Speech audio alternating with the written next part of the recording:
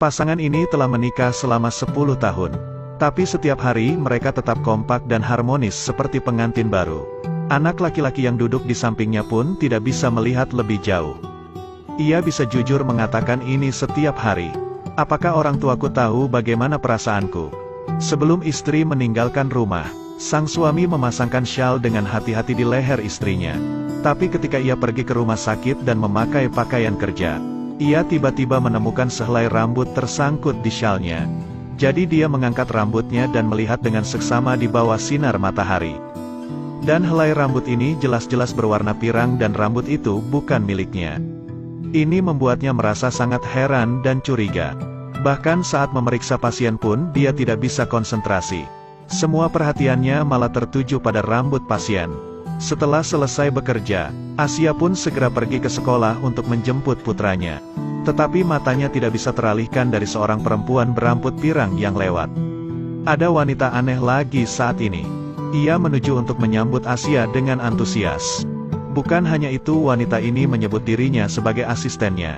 Dan ia datang ke sini untuk menjemput anak tersebut. Setelah mengetahui perempuan itu sudah setahun lebih bekerja sebagai asisten suaminya, ia marah dan merasa bodoh karena suaminya tidak memberitahunya mengenai hal ini. Terutama ketika melihat rambut pirang dari wanita itu. Dia juga tidak bisa menahan rasa curiga itu. Kemudian dia bertanya kepada wanita itu, mengapa dia tak pernah menemuinya. Asisten mengatakan bahwa dia selesai bekerja tepat pukul 5 sore setiap hari. Mendengar hal itu, Asia malah tambah stres. Karena suaminya biasanya pulang jam 8 malam setiap hari. Dan dalam 3 jam itu, kemana dia pergi? Jadi dia merasa ragu untuk membuat makan malam dan menunggu suaminya selesai bekerja. Jam juga telah berjalan lebih dari 8 jam. Suami pun pulang cukup telat hari ini. Asia pun bertanya dengan lembut kepada suaminya, mengapa dia pulang begitu malam? Terus suaminya bilang, biasanya juga jam segini sayang. Dia baru saja mengambil makanan dari meja dan menggigitnya. Semua kecurigaannya masih belum terjawab. Ketika suami sedang mandi, ia mengecek HP suaminya. Dia akhirnya memutuskan untuk melihatnya. Tanpa disangka suaminya tidak memasang password. Dia melihat album foto. Tidak ada yang lain selain foto keluarga. Tetapi Asia berpikir ini disengaja agar dia melihatnya. Jadi keesokan harinya Asia menceritakan kecurigaannya kepada koleganya. Namun, rekan-rekannya mengatakan bahwa dia terlalu sensitif sehingga dia melebih-lebihkan cerita itu. Dia pikir suaminya memang mapan, tetapi itu tidak mungkin akan terjadi. Dia bilang Asia juga harus sedikit mempercayai suaminya. Asia masih tidak bisa yakin. Dan ketika dia melihat jam dinding itu pukul 4:30 sore, dia memutuskan untuk pulang lebih awal dari biasanya. Asia lalu pergi ke perusahaan suaminya dan duduk menunggu di sana. Tepat jam 5 suaminya masuk ke mobil.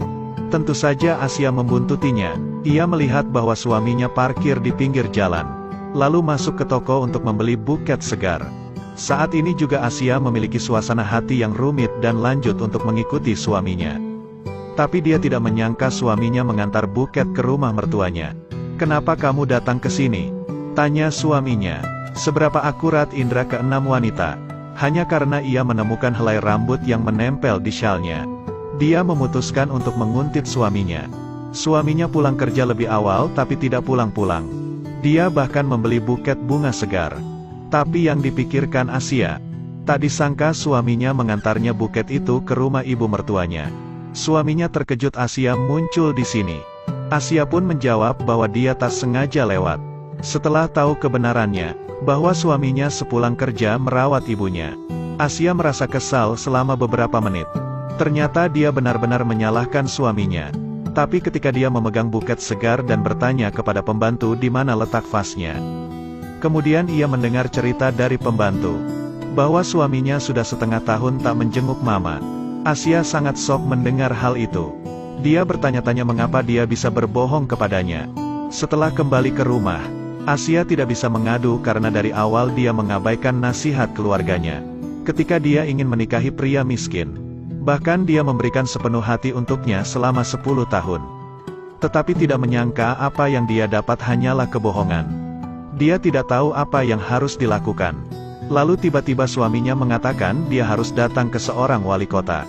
Tak hanya itu, ia juga ingin mengambil kesempatan ini untuk berkenalan dengan orang-orang berstatus tinggi di masyarakat. Asia segera mengatakan bahwa dia diundang juga. Lalu Asia berkata mereka bisa pergi bersama. Meskipun ia tidak terlalu suka acara itu.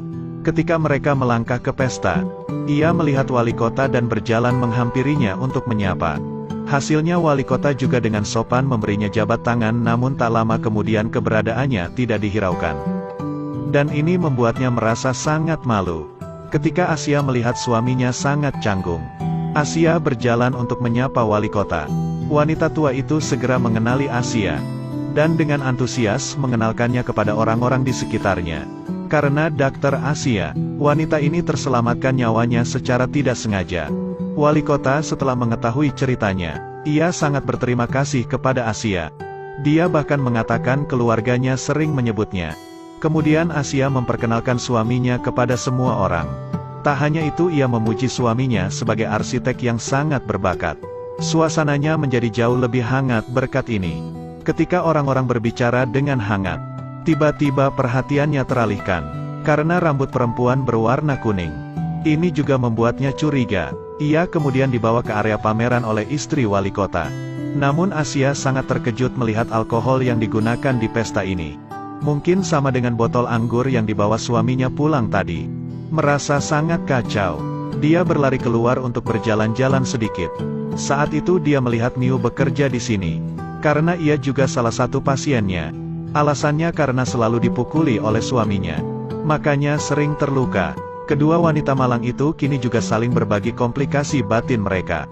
Mendengar hal ini, wanita itu langsung bertanya, apakah Asia membutuhkan bantuannya? Jadi besoknya Asia datang lagi dan memintanya untuk menonton Folkchan. Selesai itu, Asia bisa membantu Miu mengajukan petisi untuk bantuan biaya rumah sakit. Mendengar hal itu, Miu juga sangat senang bisa membantunya. Kemudian Miu mengikutinya ke sebuah rumah besar. Ternyata benar dugaan Asia selama ini. Suaminya terlihat intim merangkul wanita lain. Miu langsung saja melaporkan semua yang dia lihat. Padahal dia sudah mempersiapkan untuk kemungkinan terburuk. Namun ketika mendengar kabar itu dia begitu patah hati. Hingga napasnya terasa sesak. Hari ini juga ulang tahun suaminya, tapi melihat kembali kue yang Asia siapkan, dia merasa lebih patah hati lagi. Cerita belum berakhir. Ini hanya awal dari sebuah cerita, terus nantikan update terbaru dari Theo Review.